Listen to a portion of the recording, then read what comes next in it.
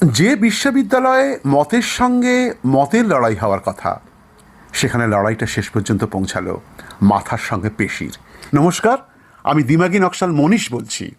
আজকাল সকলে প্রধান যে ডিসিশনগুলো নেওয়া হয় সবই গভীর রাতে ডিসিশনগুলো নেওয়া হয়। দেশের সমস্ত পলিসির সঙ্গে একজন ব্যক্তির নামের অদ্ভুত একটা ঘনিষ্ঠতা। স্বচ্ছ ভারত, তার সাথে মোদি। উজ্জ্বলা, মোদি। Digital India, Modi. দর্শক বন্ধুরা, মনীষ মুখার্জি একজন চিন্তাবিদ, শিক্ষাবিদ, পরিবেশবিদ। 28 সেকেন্ডের ঝলক দেখালাম। আমি আপনাদের বলবো যে সময়টা নষ্ট করুন। এই পরবর্তী 11 মিনিটের মতো দেখবেন নষ্ট হবে না, সেটা সুদে আসলে আপনার কাছে ফিরে আসবে, কিছু জানতে পারবেন। এবং আমি বলতে পারি 2029-এ লোকসভা নির্বাচনের আগে এই রকম দিমাগি নকশাল নিজেকে ঘোষণা করলেন প্রথম ব্যক্তি, যার এই বক্তব্য যত ছড়িয়ে পড়বে 29-এর নির্বাচনে নরেন্দ্র দামোদর দাস মোদি অনেক অনেক দূরে সরে যাবেন ক্ষমতা থেকে, একেবারে গ্যারান্টি। আপনারা শুধু এই বক্তব্যটা শেষ পর্যন্ত শুনুন, নিজেদের পরিচিত মহলে শেয়ার করে দিন, বাস, আর কিছু বললাম না। 19শে আগস্টের মানে গতকাল গভীর রাত যাদবপুর বিশ্ববিদ্যালয়ে একটা ছাত্র সভা আর তারপর সংঘর্ষ। এবিভিপি বনাম বামপন্থী ছাত্র সংগঠন। ইট, পাথর, আগুন, পতাকা পোড়ানো, পতাকা মারিয়ে যাওয়া, ভাঙচুর, আহত ছাত্রছাত্রী, পুলিশ, ইত্যাদি ইত্যাদি। কিন্তু যে বিশ্ববিদ্যালয়ে মতের সঙ্গে মতের লড়াই হওয়ার কথা, সেখানে লড়াইটা শেষ পর্যন্ত পৌঁছালো মাথার সঙ্গে পেশির। আর এই মুহূর্তে দুপক্ষই একে অপরকে দায়ী করছে। উত্তেজনা এখনও চলছে। ঘটনার পিছনে কার উস্কানি ছিল সেটাও হয়তো তদন্তেই স্পষ্ট হবে একদিন। কিন্তু একটা বিশ্ববিদ্যালয়ে যখন চিন্তার বদলে পেশি কথা বলতে শুরু করে, তখন একটা প্রশ্ন করতেই হয়, আমরা আসলে কোন দিকে যাচ্ছি? আর ঠিক এখানেই আজকের গল্পটা আমি শুরু করতে চাই। কারণ মাত্র 4 দিন আগে 15ই আগস্ট লালকেল্লা থেকে প্রধানমন্ত্রী দেশকে একটা নতুন শব্দ শুনিয়েছেন, দিমাগি নকশাল। অদ্ভুত ব্যাপার, তাই না? একদিকে বিশ্ববিদ্যালয়ে মাথার সঙ্গে পেশির লড়াই চলছে, আর অন্যদিকে দেশের প্রধানমন্ত্রী বলছেন দিমাগি নকশাল। তাহলে প্রশ্নটা খুব সহজ, মাথা দিয়ে প্রশ্ন করাটাও কি একদিন অপরাধ হয়ে যাবে? এই প্রশ্নের উত্তর খুঁজতেই আজ আমি আবার ক্যামেরার সামনে উপস্থিত। প্রধানমন্ত্রীর বক্তব্য ছিল সশস্ত্র নকশালদের বিরুদ্ধে জঙ্গলে জঙ্গলে সাফল্যের পরেও মাওয়িস্ট চিন্তাধারার মানুষ নাকি আজও সমাজে অশান্তির সুযোগ খুঁজছে। তাদের আইডেন্টিফাই করতে বলছেন তিনি, আইসোলেট করতে বলছেন তিনি। একজন মানুষ কি ভাবছে সেটাই কি একদিন তাকে রাষ্ট্রের চোখে অপরাধী করে তুলতে পারে? কিন্তু এই প্রশ্নটা কি আমরা করতে পারি না? একটি গণতন্ত্রে ডিসেন্টকে যখন নতুন নতুন লেভেল দেয়া হয়, সেই রাজনৈতিক ভাষা সমাজের রাজনৈতিক আচরণকে কিভাবে প্রভাবিত করে? আর এই প্রশ্ন থেকেই আজ আমার যে বক্তব্য সেটা আমি শুরু করব। দেখুন, আমার বয়স 60 বছর। আমার হাতে কোনো বন্দুক নেই, কোনো আন্ডারগ্রাউন্ড অর্গানাইজেশন নেই, আমি কোনো জঙ্গলেও থাকি না। আছে শুধু আমার একটা মাথা, আর সেই মাথাটা দিয়ে আমার একটা প্রশ্ন করার অভ্যাস। তাই প্রধানমন্ত্রী যখন নাম দিয়েছেন দিমাগি নকশাল, আমি ভাবলাম নামটা যখন দিয়েছেন তখন গ্রহণ করতে কি আপত্তি আছে আমার।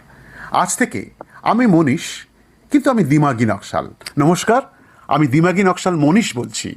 কিন্তু একটা কথা পরিষ্কার, আমি এই নামটা কিন্তু প্রধানমন্ত্রীকে অপমান করার জন্য নিচ্ছি না। আমি নিচ্ছি একটা ইন্টেলেকচুয়াল এক্সপেরিমেন্ট হিসাবে এটাকে।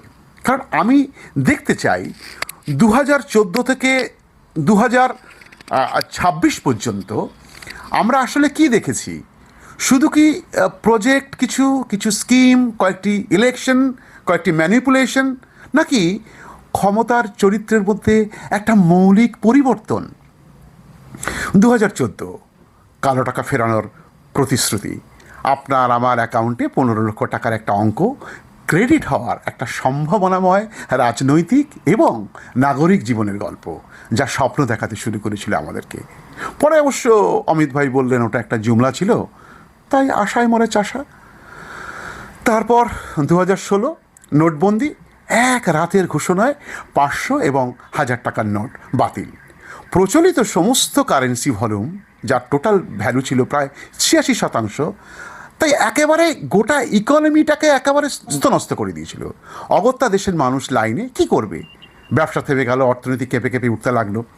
তা সে যাই হোক, কিন্তু আজ আমি নোটবন্দির হিসেব দেওয়ার জন্যে এখানে আসেনি। আমার প্রশ্ন অন্য, একজন নির্বাচিত প্রধানমন্ত্রী কিভাবে এক রাতের ঘোষণায় কোটি কোটি মানুষের জীবনযাত্রা বদলে দিতে পারেন? এটা শুধু পলিসি বলে মনে হয় আপনার? এটা কি ক্ষমতার একটা ডেমনস্ট্রেশন ছিল না? কারণ 99.3% টাকাই তো ব্যাংকে ফিরে এসেছিল। আর তার 4 বছর পর 24শে মার্চ গভীর রাত, আজকাল সকলে প্রধান যে ডিসিশনগুলো নেওয়া হয় সবই গভীর রাতে ডিসিশনগুলো নেওয়া হয়, প্রধানমন্ত্রী ঘোষণা করলেন কয়েক ঘন্টার মধ্যে গোটা দেশে 21 দিনের জন্য লকডাউন। কোভিড মোকাবিলাতে লকডাউন দরকার ছিল কি না তা নিয়ে বিতর্ক হতে পারে, কিন্তু আমার প্রশ্ন সেটা নয়। আমার প্রশ্ন, অনেকে অবশ্য বলবেন এগুলো তো রাষ্ট্রেরই সিদ্ধান্ত, একজন প্রধানমন্ত্রী একা সিদ্ধান্ত নেন না, কথাটা ঠিক, কিন্তু আমার প্রশ্ন অন্য জায়গায়। যখন এত বড় একটা সিদ্ধান্ত দেশের মানুষের কাছে একজন নেতার মুখ দিয়েই আসে, তখন আমরা কি শুধু সিদ্ধান্তটাই দেখব, নাকি দেখব রাষ্ট্রের ক্ষমতাটা কিভাবে ব্যবহৃত হচ্ছে? এরপর আরও একটা পরিবর্তন, দেশের সমস্ত পলিসির সঙ্গে একজন ব্যক্তির নামের অদ্ভুত একটা ঘনিষ্ঠতা। স্বচ্ছ ভারত, তার সাথে Modi, Ujjwala Modi, digital India Modi, G20 Modi, article 370 Modi, এমনকি কোভিড সার্টিফিকেট থেকে রিলিফের খাদ্যশস্যের যে বস্তা, চালের গমের বস্তা, মেট্রো রেল, মেট্রো স্টেশন থেকে পেট্রোল পাম্প, সর্বত্র একজন মানুষের মুখ। সরকারের সিদ্ধান্তের সঙ্গে রাজনৈতিক নেতৃত্বের সম্পর্ক এটা থাকা স্বাভাবিক, কিন্তু গণতন্ত্রে একটি মৌলিক পার্থক্য আছে। কিন্তু রাষ্ট্র কিন্তু একজন মানুষ নয়, প্রধানমন্ত্রী রাষ্ট্রের মালিক নন, তিনি রাষ্ট্রের নির্বাচিত একজন প্রতিনিধি। তাই প্রশ্নটা, আমরা কি প্রতিনিয়ত ইনস্টিটিউশনের শক্তিগুলো দেখছি, নাকি ইন্ডিভিজুয়ালের শক্তির মাদারিকা খেল আমরা প্রতি মুহূর্তে প্রত্যক্ষ করছি? 2024-এর নির্বাচনী প্রচারে প্রধানমন্ত্রী নিজের রাজনৈতিক ভূমিকা ব্যাখ্যা করতে ঈশ্বর তাকে বিশেষ উদ্দেশ্যে পাঠিয়েছেন এমন ভাষাও ব্যক্ত করেছিলেন। এটা তার ব্যক্তিগত বিশ্বাস, সেই বিশ্বাস রাখার অধিকার তার আছে। কিন্তু একজন প্রধানমন্ত্রী যখন নিজের পলিটিক্যাল পার্সোনার মধ্যে ডিভাইন মিশনের ভাষা ব্যবহার করেন, তখন একজন নাগরিকের প্রশ্ন থাকবে না কেন? জনগণের ভোটে পাওয়া ক্ষমতা আর ঈশ্বর প্রদত্ত মিশনের এই যে দুটির মধ্যে অ্যাকাউন্টেবিলিটির সীমারেখা কোথায়, একটু বলবেন? আর এখানেই দিমাগি নাকশাল কথাটা শুনে আমার একটা পুরনো ঘটনা ইতিহাস থেকে মনে পড়ে গেল। সালটা 1928, ফ্যাসিস্ট ইতালিতে অ্যান্তোনিও গ্রামসির বিচার চলছে, উল্টো দিকে মুসোলিনি। তিনি ছিলেন ইটালিয়ান কমিউনিস্ট পার্টির অন্যতম প্রধান নেতা, গ্রামসির কথা বলছি।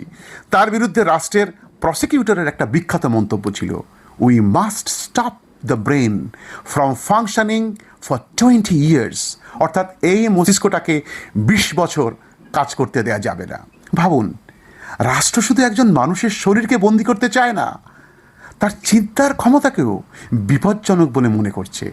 গ্রামসি বন্দি হলেন, কিন্তু তার মাথাকে কিন্তু বন্দি করা গেল না, কারাগারেই তিনি লিখে বসলেন প্রিজনস নোটবুকস। ম্যাকার্থিজম হোক কিংবা অরওয়েলের থট ক্রাইম, গল্প আলাদা, সময় আলাদা, কিন্তু প্রশ্ন একটাই, ক্ষমতার কাছে বিপজ্জনক হতে বন্দুক লাগে নাকি একটা চিন্তাই যথেষ্ট? তাই আমি জানতে চাই, দিমাগি নকশাল বলতে ঠিক কাকে বোঝানো হচ্ছে, সংজ্ঞাটা কোথায়, সীমাটা কোথায়? আর সবচেয়ে বড় প্রশ্ন, কে ঠিক করবে? গণতন্ত্রের আসল পরীক্ষা তখনই হয় যখন আপনি আমার সঙ্গে একমত নন। আপনি আমার সঙ্গে একমত না হলেও আমি আপনাকে কথা বলতে দিই কি না, সেখানেই গণতন্ত্র।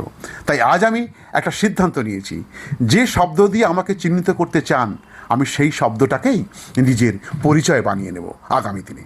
আজ থেকে আমার নামের পাশে লেখা থাকবে মনীষ দিমাগি নকশাল, কারণ আমার অস্ত্র বন্দুক নয়, আমার অস্ত্র চিন্তা। আমার অপরাধ প্রশ্ন হতে পারে, আর আমার অপরাধের প্রমাণ আমার দিমাগ, যেটা আমাকে ভাবায় আর প্রশ্ন করতে উৎসাহিত করে। তবে একটা কথা ঘোষণা করছি, এই সিরিজ যেটা আমি শুরু করব, শুধু দিমাগি নকশাল শব্দ দিয়ে নয়, 2014 থেকে 2026 এই 12 বছরে আমরা দেখেছি প্রতিশ্রুতি, প্রকল্প, এক রাতের সিদ্ধান্ত, সংকট, নতুন নতুন পলিটিক্যাল লেভেল, আর একজন নেতার ক্রমশ বড় হয়ে ওঠা পলিটিক্যাল পার্সোনা, যার ছায়া আজ দেশের থেকেও বড় হয়ে উঠতে চাইছে। আমি সেই সব কিছুর একটা হিসাব করতে চাই, কিন্তু নোটবন্দির হিসাব নয়, শুধু নোটবন্দির হিসাব নয়, শুধু উজালার হিসাব নয়, শুধু চাকরির হিসাব নয়, শুধু লকডাউনের হিসাবও নয়। আমি দেখতে চাই কথা থেকে কাজ, প্রতিশ্রুতি থেকে ফলাফল, ক্ষমতা থেকে অ্যাকাউন্টেবিলিটি। তাহলে প্রশ্নটা মোদি ভালো না মোদি খারাপ এটা নয়, প্রশ্নটা কিন্তু আরও কঠিন। একটি গণতন্ত্রে একজন নির্বাচিত নেতা কতটা শক্তিশালী হতে পারেন এবং কখন সেই শক্তি ইনস্টিটিউশনের শক্তিকে ছাপিয়ে ইন্ডিভিজুয়ালের শক্তিতে পরিণত হতে শুরু করে। আর তাহলে তখন ক্ষমতার কাছে জবাব চাইবে কে? 15ই আগস্ট প্রধানমন্ত্রী আমাকে একটি নাম দিয়েছেন, দিমাগি নকশাল। আমি সেই নামটা নিয়ে কিন্তু পালিয়ে যাব না, আমি নামটা গ্রহণ করছি, কারণ আমি বন্দুকের নকশাল নই, আমি প্রশ্নের নকশাল, আমি ক্ষমতাকে প্রশ্ন করার নকশাল। আর যদি প্রশ্ন করা, পড়তে পড়তে বোঝা, তথ্য যাচাই করা, ক্ষমতার ভাষাকে বিশ্লেষণ করা, এইসব যদি দিমাগি নকশাল হওয়া হয়, তাহলে হ্যাঁ, আমি সেই পরিচয় গ্রহণ করলাম, আমি সানন্দে গ্রহণ করলাম। আমি মনীষ, আমি দিমাগি নকশাল। আজ থেকে শুরু, পরের এপিসোডে একটি প্রতিশ্রুতি, তারপর একটি ডেডলাইন, তারপর তার বাস্তব ফলাফল, আর সেই ছোট্ট গল্পের ভিতর থেকে আমরা দেখব ক্ষমতা কিভাবে কাজ করে। আজ এই পর্যন্ত, ভালো থাকবেন, নমস্কার।